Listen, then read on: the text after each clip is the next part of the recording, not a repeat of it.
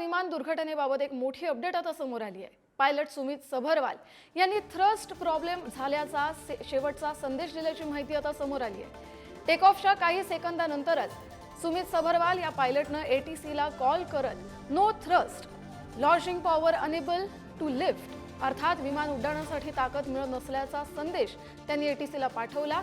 एटीसीनं तात्काळ पायलट सबरवाल यांच्याशी संवाद साधण्याचा प्रयत्न केला, मात्र त्यांच्याकडून कोणतीही प्रतिक्रिया मिळालेली नव्हती। अतिशय महत्त्वाची बातमी आपण पाहतोय।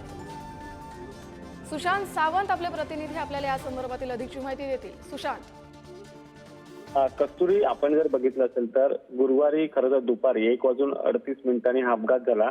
त्यानंतर प्रत्येक जणाच्या मनात प्रश्न आहे की नेमका अपघात कसा झाला, त्याची कारणं काय। मात्र आता एक महत्त्वपूर्ण माहिती समोर येते, त्यामध्ये अहमदाबादवरून लंडनला जाणारे विमान कसे कोसळले त्याचं कारण आता पुढे आलंय।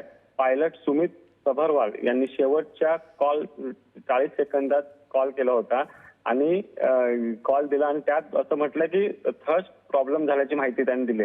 आता थ्रस्ट म्हणजे काय, तर विमान हवेत उडण्यासाठी ताकद मिळाली नाही त्याला थ्रस्ट म्हणतात। आणि विमान उड्डाण होताच पायलट सुमित सबरवाल यांनी काही सेकंदात एटीएसला हा कॉल दिला।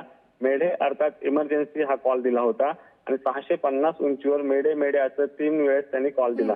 त्यावेळी आपण जर बघितलं असेल तर no thrust, losing power, unable to lift एटीएसने तात्काळ सबरवाल यांच्यासोबत संपर्क करण्याचा प्रयत्न केला, पण सबरवाल यांनी कुठलीही प्रतिक्रिया त्यांच्याकडून मिळाली नाही। हे सर्व 15 सेकंदात झाल्याची आता माहिती समोर येते।